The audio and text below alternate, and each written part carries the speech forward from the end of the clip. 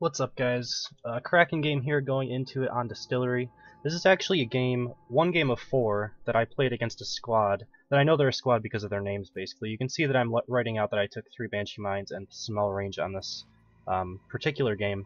Unfortunately, the 2 Goliath games that I played against this group didn't record properly. It just ended up being a black screen. But I did get 2 Kraken games on them, and then they finally ended up leaving. Just because they're a squad, it doesn't necessarily mean that they are exceptionally good at the game or exceptionally good at working together, although they're probably better and they're probably on Skype or something with each other playing, although I don't know that. I did try a lot harder in these particular games just because I was hoping that they were going to be up to the challenge of actually possibly giving me one of my first losses on the monster. But going into this game here, I always tend to do the same thing on Distillery. If you've been watching my games for a while, you'll know that I end up going to that cave more often than not, and I do like the Banshee Mine build on this map because you can set up an ambush inside of that cave, and I really like doing it. It's really fun for me to do that. So I take a few meat here as I'm going into the cave just to get my armor up so that I can fight them and ambush them at stage 1. I always aggro those birds as well. Every single time I play it. The birds are generally in the same spot. There's usually some right around the cave entrance, and I want them to know that I go into that cave. So I don't sneak, I just show them that I'm going inside of this cave. Then when you get in here, there's usually some little critters that poop out green or bluish things that you can eat. Unfortunately, I don't think I saw them this time around. I am going to throw out my Banshee Mines, though, trying to get good locations on them. And unfortunately, Bucket comes in and actually sees that I am setting up an ambush, so it actually makes it a lot more difficult for me to do this. At least with the act of like surprising them. I just end up trying to do it a little bit farther down. It looks like they did actually try to dome me in as well, which was, if I would have gotten caught in that dome, it actually would have been really bad for me because I would have been in the bad spot where I couldn't really backtrack, and I was stuck out in the open in that cave, so I would have had to take a bunch of extra shots that I didn't really want to do. They're playing it smart by not really going all the way inside of the cave. We'll see if I can end up luring them in here, though. And at this point, I mean, I'll just eat inside of this cave if they want to stay there, but it looks like at least one of them is coming towards me. And gonna get a couple Banshee Mines there. As you can see, they do quite a bit of damage, especially when they're at tier 3, so the good thing for me as well is they have hide, which, if you know how Banshee Mines work, Markov's lightning gun actually sprays through them and kills them all within like one shot. So when they're up against hide, it's a lot harder for them to take out Banshee Mines quickly. Although the flamethrower can do decent, it's not as good as Markov's lightning gun. With Markov's lightning gun, you really have to hit one of them, and then it'll chain through the rest and pretty much just kill them instantly. So taking tier 3 in Banshee Mines is a lot harder to do against him. So basically, you can just throw these Banshee Mines out, and they'll chase people for a while as long as they don't kill them. And they're guaranteed damage if they don't actually focus the Banshee Mines themselves. So a lot of players in the Big Alpha weren't doing that. I imagine they will be more often now that people have gotten their hands on the game a little bit. And it's also a tighter knit group of players, I think, that are going into the beta that's coming up. So hopefully with that, it'll all be players that have basically played the game before. I mean, pretty much it's just going to be Big Alpha players that'll be in there. So there are a couple other ways of getting inside, as I talked about on one of my previous videos. You can get in by owning, I think, the first Left 4 Dead or Bioshock Infinite or something. Other Turtle Rock Studio games, basically. And you can find all that stuff out on Evolve's website. They did a big post about the beta that's coming up, starting the 16th for PC players, I believe, 15th for Xbox One, and 17th for PlayStation 4. Everybody has slightly different ways of actually getting into the beta. I mean, Xbox, everybody can get inside. PC, you have to own those games or have been a part of the Big Alpha, and then I think PlayStation, you have to have an invite. I'm not sure if Big Alpha participants will get in as well. I think they might, actually. But either way, I haven't gotten a down penalty yet, but I've been doing quite a bit of damage, and I think they have Lazarus this game. I don't remember if I saw him or not, but I haven't seen Val's medic gun, so I think it's a Lazarus game, which makes me have to try to protect these dead bodies so that they can't actually get in here and res them, basically. The thing about this is, even if you kill them, if you don't eat the bodies, he can still resurrect the dead corpse if he knows where they died. So you'll see here he actually resurrects them, and he doesn't get a down penalty even though I killed them and sent them back to the ship. That's one really hard thing to deal with when you're playing against Lazarus. Now if you can actually wound the entire team as a whole, Lazarus has a lot harder of a time actually topping people up and keeping them high on health. So, you know, you can get nice like stage 1, stage 2 wins if Lazarus isn't able to keep everybody healed up and you just kill them all at once, basically. Lazarus is definitely about being stealthy. If he gets caught out, it's pretty much game over for the entire team. Now you can see I still haven't really taken a whole lot of damage in terms of my health. I'm just now running out of armor, and so I'm just kind of toying with them here. I'm seeing if I can get any down penalties. This game goes on for quite some time. I have 1 down penalty total right now. I don't know exactly who that's on. It might actually be on Lazarus, to be honest. I might have actually gotten a lucky hit with one of my Banshee Mines. Because I noticed that Hyde doesn't have a mark because he was resurrected, so I'm guessing it might be Lazarus. Yeah, it looks like it was. I just saw his health regen aura go off. There's a harpoon on me. I didn't notice it for some time because it was under me. I didn't really realize that, but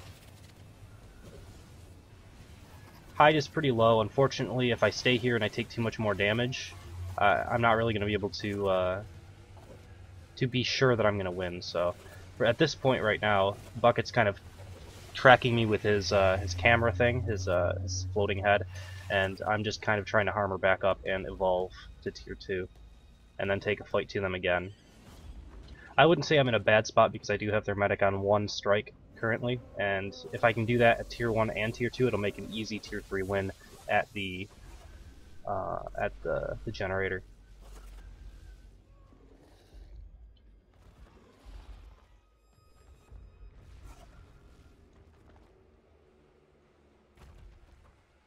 So if people are going to be playing on PC for this this beta event, you know maybe you were a part of the Big Alpha or something like that, you're looking for people to play with, I would be totally down in playing with some viewers. I do want to get a lot of monster games in because I enjoy that quite a bit, but I'll be doing some hunter games as well, and if I can get a full squad for that, it'll just make it more enjoyable since people will be working together a little bit more and stuff like that. So definitely comment on the videos, or send me a PM on YouTube or something like that of your Steam ID, and I will go ahead and add you for this event that's coming up here.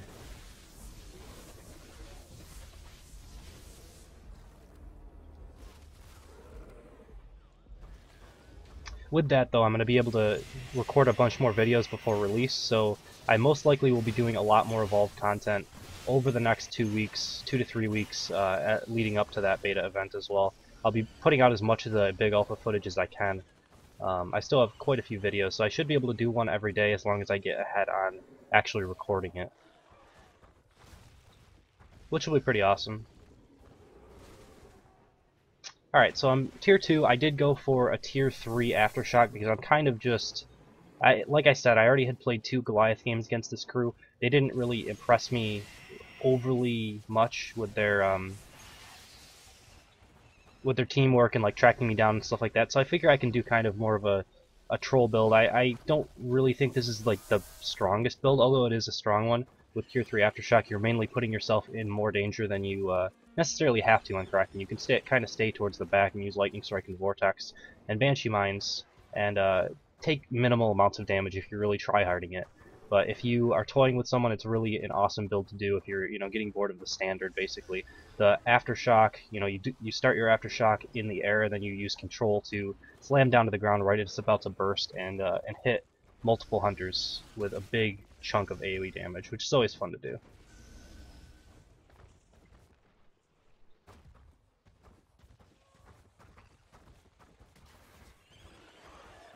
So at this point I'm going up into my cave again.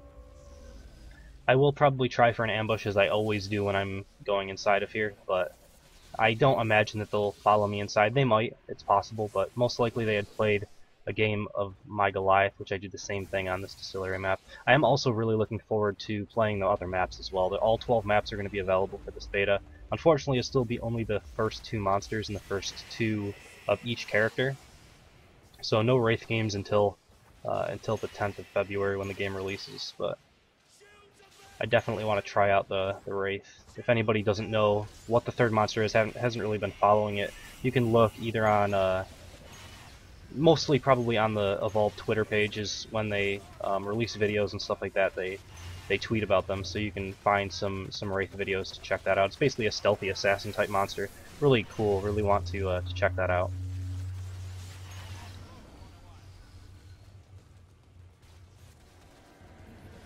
So Hyde was doing a really good amount of damage. I mean, he chunked down my armor to half almost instantly. But I get a really good aftershock here, and it looks like I'm going to be able to take out 2 people simultaneously. That's mainly due to Lazarus not being able to keep people topped off. It's really easy to AoE the entire team down, which is another reason why it's a good idea to go for a build like this aftershock build. We got quite a few strikes now. I am taking health damage at this point, but as long as I can force out some strikes, I would be okay with taking a little bit of health damage. I guess we're only at, I think, 2 strikes overall, maybe 3, which isn't a ton, but I still am almost full health, and it looks like I'll probably go find it a safe place to evolve now. Get up to tier 3 and take a fight at the generator. I'm feeling pretty confident going into this because I haven't taken more than 1.5 bars of health, and they have 3 strikes. Should be a fairly easy fight. Generally the monster, if he's like at full health and there's no strikes on the enemy team, at tier 3 the monster's always going to have a clear advantage. It's really your goal as the hunter team to deal at least a little bit of health damage. I think maybe the only situation might be the Wraith where you're not at a clear advantage when you're at tier 3, only because you have such little health pool to work with overall anyway.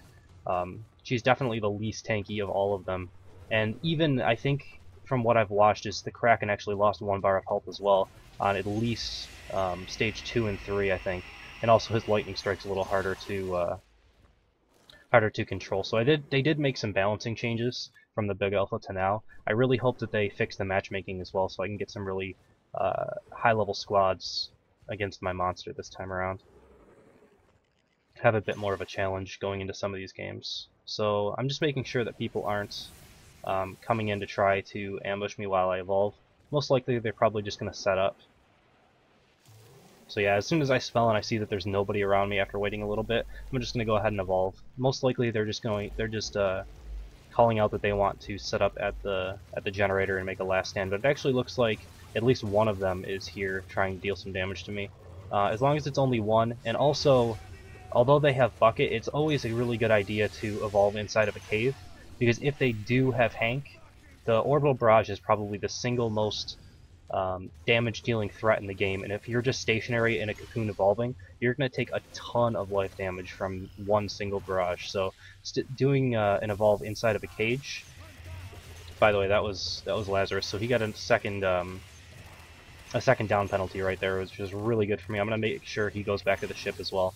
But as I was saying, you can't and also eating his body, you can't do an orbital barrage when there's something above them. When there's a cave or a building up above the monster, you're not going to be able to barrage them. So keep that in mind when you're evolving. Really important when they have a Hank on their team.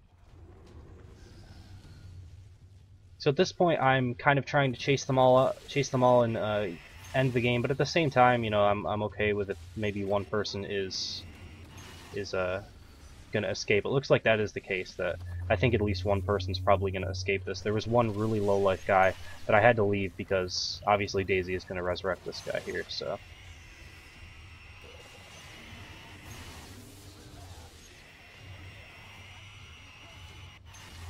it looks like I will end up sending this guy back to the ship. 1 minute on the timer on the ship. You can see in the top left hand corner. Interesting decision for me to not choose to eat that guy. I think I should have in this circumstance. Maybe I just forgot. It looks like I am going to go back and eat him. Yeah, definitely an important thing. You want to get that little bit of armor if you're going to go in and try to go after the power relay. And I would be okay with either armoring up, and since there's a buff, I'm obviously going to kill this, but armoring up or just going straight for the relay and getting some damage done on it. And then you can even sometimes force a person that's really low life to come out of hiding because they think you're going to get the relay. Even though the timer is 30 seconds, it actually takes them closer to like 15 seconds just to get outside of the the ship itself, so you have quite a bit of time that you can try to go after this power relay. So I'm basically waiting for Hyde's personal bubble to wear off here. And even it would have even probably been a better decision to wait to kill him until after the ship comes, even though I don't actually kill his body, so I don't think he'll revive, but it looks like maybe he did, because I don't see his body on the ground anymore. So maybe if you are incapacitated but not actually dead, you'll still come back on the ship even though you're not dead quite yet. That's actually something interesting that I didn't know about the game, but looks like I'm going after this power relay here. I might have enough time to kill it depending on where they're actually landing. A thing about landing is your teammates will land around your position, so you can see they all just drop down right there. I could have probably ended the game, but I don't want to give them I want to give them the fight, basically. You know, I'd rather let them have the chance of beating me. Since they all just dropped out, that's a terrible way to lose, and I want to kill some people as well, you know? Let's have a fight, that's fine. But it looks like with this aftershock, it looks like I'm going to kill at least one more of them. Seems like I think there's 2 people at the ship right now, and that would be the 3rd person. I think I can't track down the last guy. He's like he's stealthed somewhere, or he ran away, so I'm gonna go ahead and probably end the game with the generator if he doesn't show himself soon. I'm just eating their bodies kind of to taunt them at this point. You also can't kill the power relay, I don't think, while there's a sentry gun shooting me, so I need to kill that sentry gun before it actually works. I think this is probably the game where I actually discovered that was the case, because you can see that I'm not actually damaging it at all. I need to kill that stupid sentry gun. There we go. Alright, and that should end up working now. And there we go. Monster wins by destroying the power relay. I think this might have even been the first game that I won by the power relay victory condition. But there we have it. A nice clean win on Distillery. I do have one more game from this squad. I think I played the Kraken again, and I won in like 5 minutes, and that's when they ended up leaving and not playing with me anymore, which is unfortunate, but yeah, that's pretty much it. We'll go ahead and let this video run out until the end of the replay, and then that's basically it. So thank you guys for watching, hope you enjoyed it, and I will see you next time.